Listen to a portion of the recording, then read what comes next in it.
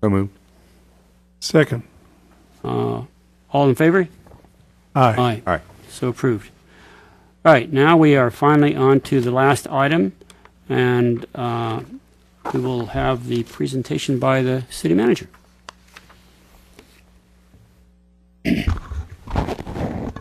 Thank you. And again, thank you for letting me drop in unannounced off this. What I'm doing is I'm going around to all the commissions, started part of our prep for the water conservation process that the state has begun dialoguing on, and of course that they will be passing, promulgating certain rules upon water suppliers to do. And so the longer we can talk about and get people ready that this is a real thing and work through, hopefully the less surprised people will be and at least understand some of our methodology as we proceed forward with this. And since I know that you probably are a little more versed than some of the other city commissions, I hope I don't bore some of you with some of this, but I think the message, if we can consistently play it over and over to the audience that may be watching, it's important for them to hear as we go through this. So I always start off with what we've done and how we have been responding to water conservation for some time now, since the previous drought in 2008, and how we have been measuring and the efforts that we have been undertaking and our success to date. Since 2008 to this 2014, we have a consistent 12% conservation. And it's one of the issues that we have with the current state regs that are being discussed of the month-to-month period of how variables play into that, and consequently throw in a lot of wild swings that come through that, and I think unnecessarily puts pressure on people to think that they're not doing their job when you go from month-to-month process, rather than are you really changing your habits long-term from where urban users are normally from that.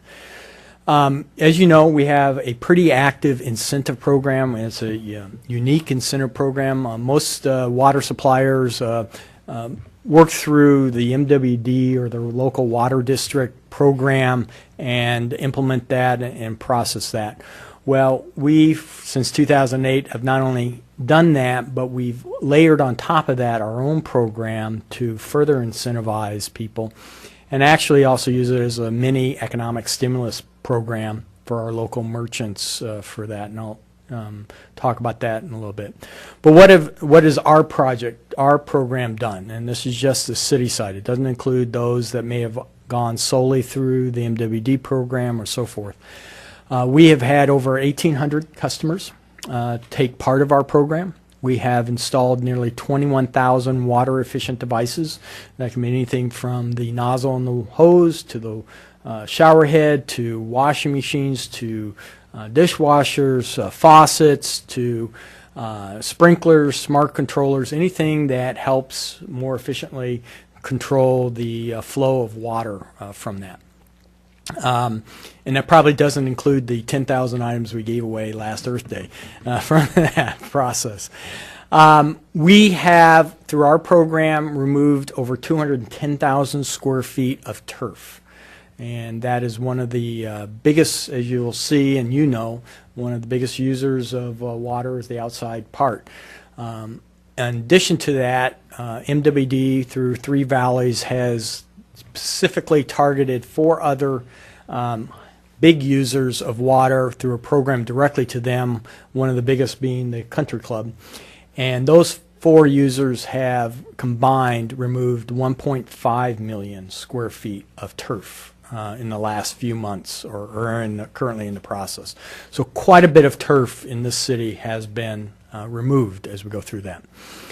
Our program has re-energized back into the local economy about $337,000 we've put back in through that incentive process. In addition to that 210 and the 1.5, we have also removed ourselves from facilities or medians or things that we own about 168,000 more square feet of turf, and we've got more planned.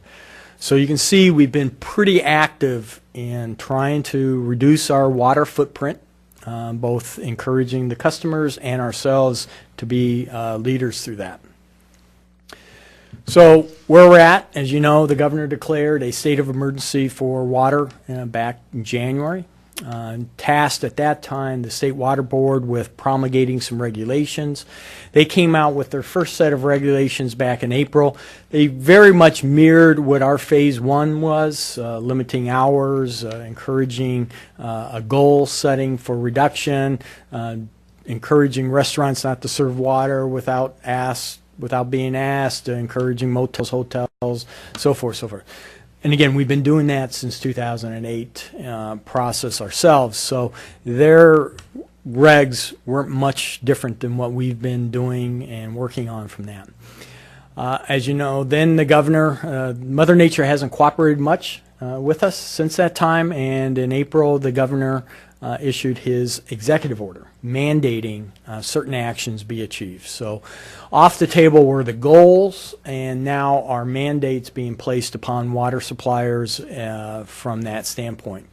He again tasked the Water Board with setting up the regulatory framework to carry out his executive order. And the Water Board initially, in April 7th, issued a first draft. About 300 comment letters were received from various water suppliers and other interested parties. Nobody liked it on either side. They redrafted some of those. I think if you had to characterize what the main thoughts were, was a lot of communities felt that they weren't recognized for the conservation efforts they had made before, that people were being excluded that should be part of this dialogue, that the incentives or the process of what was going to be looked at was arbitrary and capricious. Anyway, the board reissued their framework in another draft on April 18th. They asked for 3 days of comments. I know a lot of people have commented. We have recommented on those new set of guidelines, again, talking about some of the concerns that we have with those regs. However, those new regs talk about, there's 8 tiers, and depending on where the water supplier data reflects for September of 2014 on what's called the residential gallons per capita per day number, puts them into one of those 8 categories. In those 8 categories, you'll either be asked to conserve 8% or all the way up to 36% of that. And we have until February 2016 in which to accomplish that 30, whatever number your reduction. For us, it's 36%. Failure to do that is $10,000 per day and or a cease and desist order by the state of California. What's also complicating this is the state's draft regs say every month they're going to measure not at the end of the thing, but also monthly, that you've reduced your month-to-month comparison by whatever percent of the tier that you've been put into. So it's going to be immediate, and we're going to have to work pretty feverishly on that standpoint. As you well know, I'm probably just talking to people that are well versed in this, the water industry itself is one of probably the most regulated resource there is, both from a legislative standpoint and from legal cases. It's not something that's easily understood. Oftentimes, legislative rules will contradict legal, vice versa, legal will contradict legislative rules, and it makes management of this precious resource almost darn impossible, or certainly doesn't provide a lot of incentive for people to get involved with it just because of the nature of that quagmire of regulation that fall into that. Certainly water has a lot of diverse interests. You have the traditional north-south. 75% of all the water in California is up in the north. The south part of California delivers 25% of that. So the north is very possessive of their water up there, and they think it's theirs. But 75% of the population lives in Southern California as opposed to 25%. There's urban versus agricultural diversity. There's environmental versus the water industry diversity. Urban versus suburban communities. There's state versus state and federal versus the state of California process. So again, it just talks as an example of how complex managing water or getting the parties together to really develop a holistic approach to water management is almost impossible in this day. It's amazing as you Google and research how it's hard to find two reports that'll actually say the same thing of where the water is going. But this actually comes from the state of California, so you hope it's legit. This on an average year, and this is based on 2000, where the water goes. Urban users only account for 11%. 38 million Californians are only using 11% of all the water. 47% is what they call environmental requirements. So that's the delta, that may be other requirements in lakes or streams that so much water be retained or put in to keep wildlife and habitat sustained. Agricultural accounts for 42% of that. So my point being that if urban users, as the governor has declared, cut 25%, that's only 3 to 4% of the total water question at hand. And so the question begs itself, well, if the drought is such a serious discussion, such a major problem, why are we only dealing with 3 or 4% of the problem? And consequently, it goes back to all those other issues there. It's easier to get 38 million residents wound up about it than to deal with the powers to be behind some of these other important parts. So as you know, and this is, again, you're very familiar with this, where does our water go at a residential level on average? And so you can see about 53%, 55% of the water is used outside the home. The rest of that is used inside on these various categories, from leaks to dishwashers to toilets to showers and so forth as you go through that. So the biggest bang we have is working on that outdoor part. That gives us the most return on that focus as we move forward from that. Certainly some of the other big things of showers and toilets certainly have a big input from that, but we really are focusing in on our outdoor process. So as I mentioned earlier, these are the 8 tiers that the state is currently considering working through that. And how you figure out your RGPCD number is simply they are taking from a water suppliers, they take a look at your production numbers, they take a look at your residential population, and then each supplier has been asked to sort of guesstimate what their residential use of their total production number is. And as you know, our water rates for most water suppliers is not based off of a land use thing. It's based off of water meter size. So a 3/4 or a 5/8 inch primarily is single family, but there's a lot of business. Small business, one-story businesses that use it. A real estate office doesn't need a lot of water. A title office, a lawyer's office, a service-oriented business doesn't need a lot of water, so they don't have a big water meter. So most of us have really, other than intuitive information, nobody really probably has the definitive answer as to residential uses this exact number off that. And consequently, in some of the numbers that the state has come through, you'll see some water suppliers with very similar demographics to Glendora saying, oh, only 51% use it. We have estimated at 85%. So currently, we are spending a great deal of time trying to re-zero that focus in to come up with a statistically valid number for us to say, is it 85, is it 80, is it 90, is it 70, is it 50, whatever that is. So we're spending time to get back to that information, so that may help us in our conservation number as we move forward. However, you'll see, so if communities overall are reporting a RGPCD number of under 65, and you'll see in the middle column, these are the number of water suppliers that fell into those categories. Their number is 8% conservation.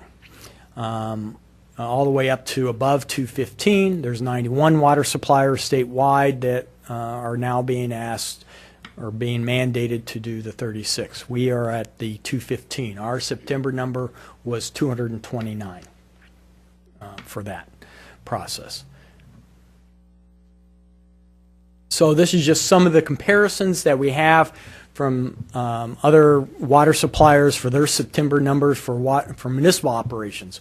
As you know, probably about 60% of all operators are municipal or governmental. The rest are private water companies. Golden State, Suburban, Covina Irrigating as examples from that. So these are some of the varying numbers that those reports did. Laverne was at 176, Fresno 135, Long Beach 82, Pomona 96, South Pass 171, Santa Barbara 80. All the way out to Redlands, 341, all these Monterey Parks, 80. So quite a variance of numbers there for a variety of reasons from that standpoint. Going back to, I hit on it earlier, some of the concerns we have that this RGPCD number was for most purposes, apples and oranges. We realize that the state water board's in a pickle, so to speak, in the sense that they've been told, go do something, and unfortunately there isn't a lot of data for them to coalesce around a common number that will capture a fair thing. But this is sort of where they've focused in on. So part of our concerns is it doesn't account for the geographical difference. So if you're a coastal city where you've got traditionally cooler weather, more precipitation than an inland city, you get the benefit of that. But you may be, the water needs are just different from that standpoint. Urban versus suburban. You have traditionally San Francisco, which have, a lot of high-rise, dense development where no yards at all. No landscape outside, so basically they're operating on that 47% of the water residential graph that I showed you process, so it makes it much easier for them to have a lower number to begin with from there. Weather, normal precipitation differences.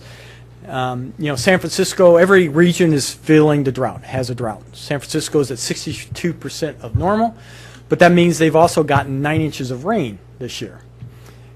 LA is at 52% of normal, but we've only gotten 3.5 inches of rain. So those differences add significantly to how much water there is from Mother Nature to do the job that urban users will normally do on their own.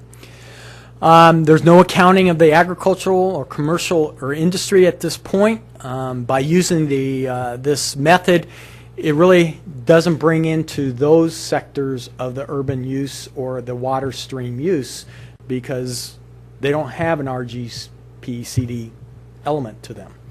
And so they're not really at the table to help save or reduce that water. It's an one-size-fits-all approach. Again, instead of turning to the water supplier and say, okay, we're mandating you save 15% or 20%. Don't care how you do it, because you know your customers, you know your lay of the land better. You may have a different way of doing it. We don't care how you do it, just get to it. This is now saying, well, you have to talk to your residents. You have to do something to your residents. And that may not be the biggest bang for the buck. As we know in our situation, our top 40 accounts account for about 15% of our water usage. So it seems to be more effective, more efficient if I'm focusing on my big guys than trying to work through 9,000 or 10,000 individual customers that I'm going to have to spend just as much time, maybe to only get them 1% or 2%, from that standpoint. So it's not a very efficient use. Again, this only applies there's a municipal concern versus private company. As you know, the governor has asked the State Water Board to look at tiering water systems. And private company, their rates are set through the California Public Utilities Commission, and they have a different rate philosophy of what they need to do. Municipal operations or governments were controlled by Proposition 218 and Proposition 26. And recently, San Juan Capistrano found out through the appellate court that 218 is effective, and that is going to require all governmental people to make sure that they're only recovering the cost of water. So you can't use water as an incentive to charge more for that water as a way to disincentivize people to do it, according to the appellate court. Now, whether that gets appealed up to the Supreme Court, don't know, but that's currently what's got a lot of governmental people in a buzz as we go through that. Certainly the governor's not happy. First time I've ever seen a governor issue an opinion on a court ruling, but he's not very happy with that ruling because it really cuts into his philosophical movement that he was trying to get to. And then finally, it's the elephant in the room. As I mentioned before, if urban users are only 11, 12, 13, or 14% of all water, we're leaving 85, 87% of the players on the sidelines. And that just does not seem like a very efficient way to try to address a significant issue and an important issue to all Californians, whether you're a resident or a business interest in this process. So that's being ignored. So what are the next steps? The California Water Board, as I said, has taken comments on their latest ruling, and they have indicated that they will be ruling May 5th, 6th on what the regulatory framework is going to be. We are internally working on our plan for a presentation to the council at their May 26th meeting on how to implement whatever that regulatory framework is. And so we're all departments, staff is feverishly trying to work through that. At this point, this is how I sort of see some of that working. We're certainly going to be talking about an expansion of our rebate incentive program to make sure that we're trying to further incentivize all of our sectors to be participants and do their bit to help reduce that. We will continue to target large residential especially, and looking at our commercial. We will likely see residential mandates in ways of trying to help in reducing water usage through simple things like installing rain barrels, retaining some of that rainwater on surface on their property when it does rain. We're going to be talking about the expansion of smart meters. As you well know, we've been beta testing 100 customers now trying to do that. We're probably going to significantly accelerate that program. Dave reported today, I think we got 6,500 in the ground that we just need to retrofit with a device that allows them to go forward. That still means we have about 6,000 we're going to have to install in new properties to get them to that part. Again, the idea behind smart meters is now we're partnering with our customers so that they are just as engaged in the data process and what's happening with their water usage, and we are just as engaged with that data, and we can help manage the water issues before they sooner than later as we go through that. Certainly public outreach and education is going to be significantly important, trying to explain to people what our plan is, how they fit into that plan, and what they can do to be partners in that process. We'll also be partnering with our governmental entities. Some of our biggest users are certainly our big institutional users. The schools are one as we go through that, to name one of those big partners that we're going to have as alongside of us. We internally are certainly working with our league and COG and other regional groups that we belong to talk about the elements and really not say we're not going to do our part, but again, this drought, we have to plan on it being here longer. We've got to start bringing in those other 85% players to this. It's unfair to put the burden solely on 38 million residents, to try to shame them into something where they're really not the problem off that. But we need to bring those people, if this is going to be a long-term process, bring those people to the table and see what they can do to that process. We're also going to have to rearrange our city priorities and projects. Again, we've got 9 months to reach and be at the end of that 36%. While we will be measured and reported out monthly as to where we're at, which is going to be difficult enough from the public relations standpoint, I'm more concerned of being in February 2016 showing that we're put in the system a sustainable 36% reduction as we go through that.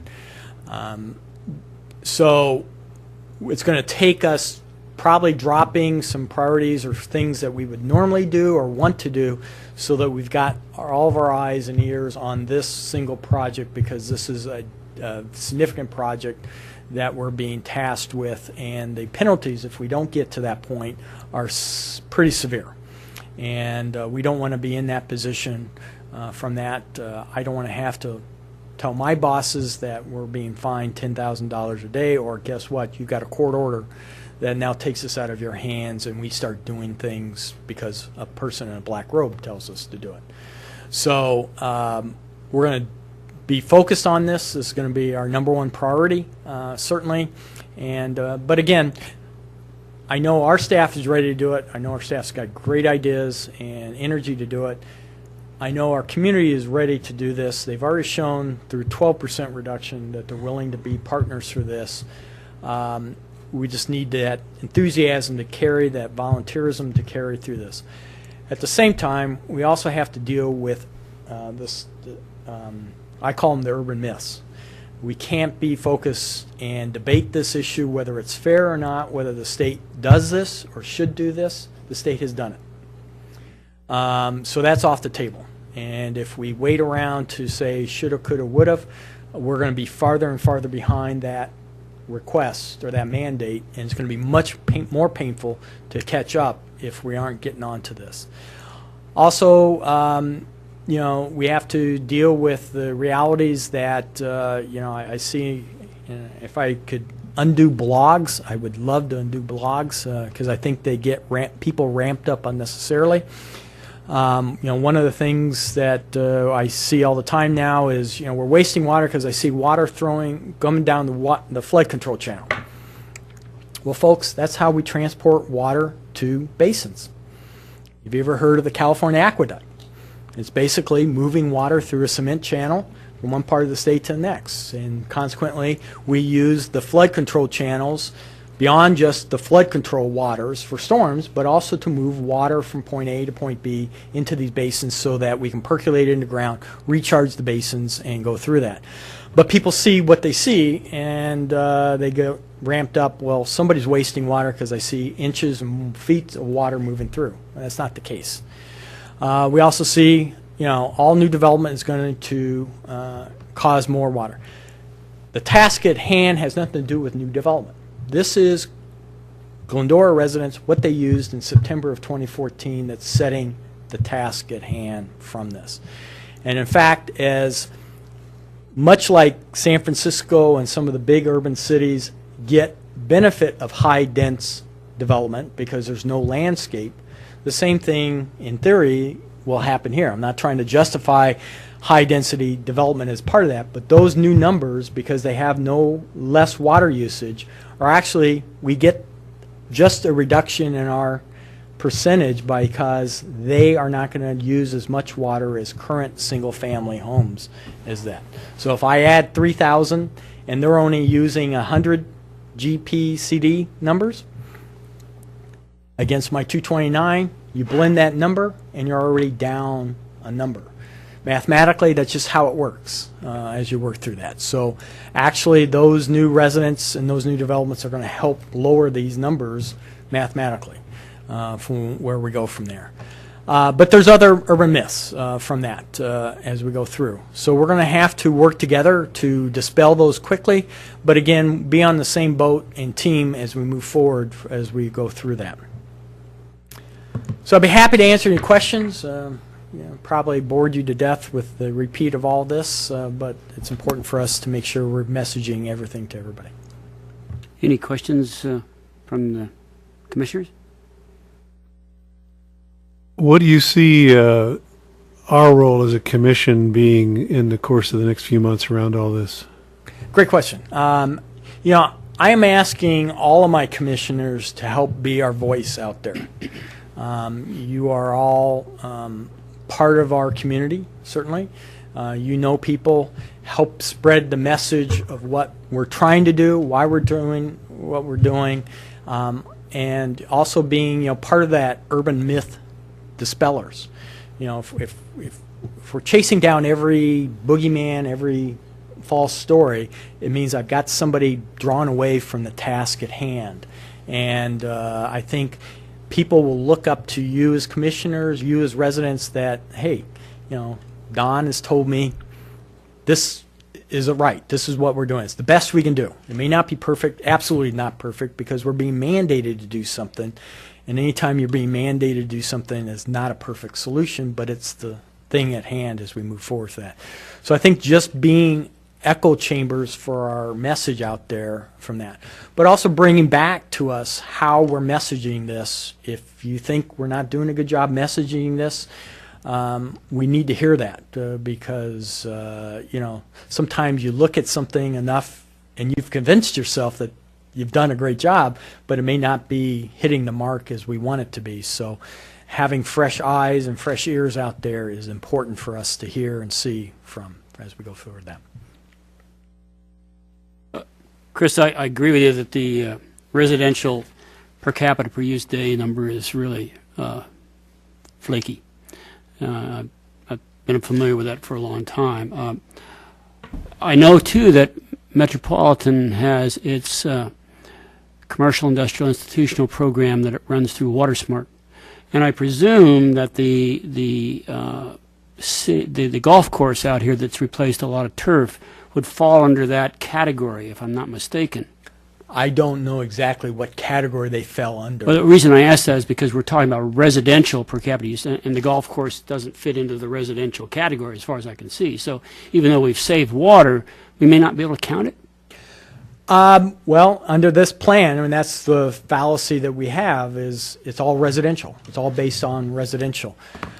We're still going to push everybody to do something because I think one of our defenses, if we don't make that 36%, and we're close, is, look, it's not just residential we got to save, Exactly. but we save these other categories too. Right. Give us credit for that. Because at the end of the day, state, wasn't it just about saving water? Does it really matter what faucet it came out of? It just saving water.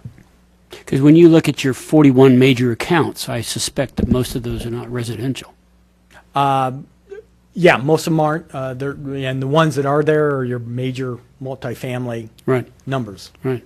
So how we focus our energies, you'd like to go after the big accounts, but if they aren't going to count the big accounts, then are we really putting our energies where we want to put it, or we need to put it? I don't know. Well, and that's certainly one of the things that we agree. It's an inefficient way of doing it, but we're going to spend primarily on residents, but we're certainly not going to ignore those big commercial accounts because we can still get some savings out of that hopefully I can bank as goodwill against if we fall short on the residential side. Well, I think the same holds true with that 12% reduction you talked about for the city. I mean, what we did in that study that you've done. Unfortunately, it's from back in 2006, 7 versus whatever it is.